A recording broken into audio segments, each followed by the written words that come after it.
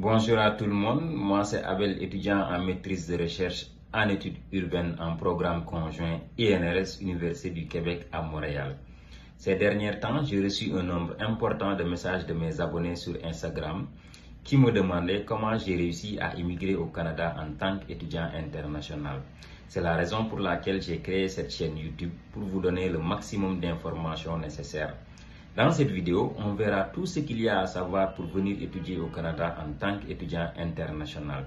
Si tu viens de me découvrir et que c'est un sujet qui te passionne, je t'invite à s'abonner et à activer la cloche de notification pour ne pas rater aucune vidéo.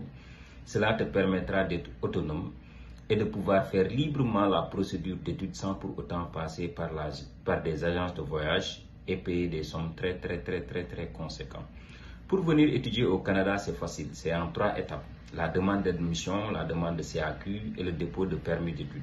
Mais avant de faire la demande d'admission, il faut vérifier si l'établissement dans lequel ou bien le collège dans lequel je souhaiterais venir étudier est un établissement désigné ou pas. Et cette vérification se fait donc sur le site du gouvernement du Canada. Sur Google, vous tapez IRCC, vous cliquez sur Entrée, vous aurez donc le lien du site dans la description de ma vidéo. La première rubrique, c'est pour ouvrir une session.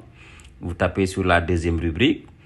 Ensuite, vous descendez. Ici, ma demande, c'est pour faire une demande de permis d'études.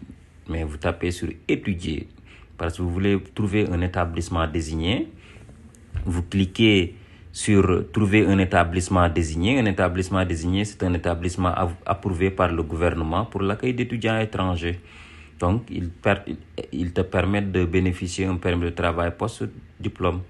Vous choisissez votre province. Si vous êtes francophone, il faut choisir Québec parce qu'il offre des formations en français. Ici, vous aurez donc l'ensemble des établissements et collèges désignés du Canada. Donc, sont admissibles au permis de travail post-diplôme qui te permettront après de pouvoir déposer la résidence permanente. Après la résidence permanente aussi de pouvoir déposer pour la nationalité.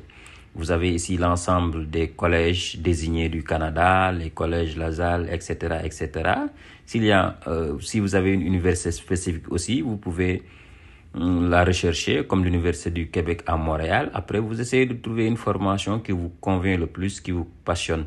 Ici, vous avez un établissement où c'est écrit détail, ça veut dire que c'est un établissement désigné, mais il faut un certain nombre de critères d'admissibilité pour pouvoir bénéficier du permis de travail post-diplôme.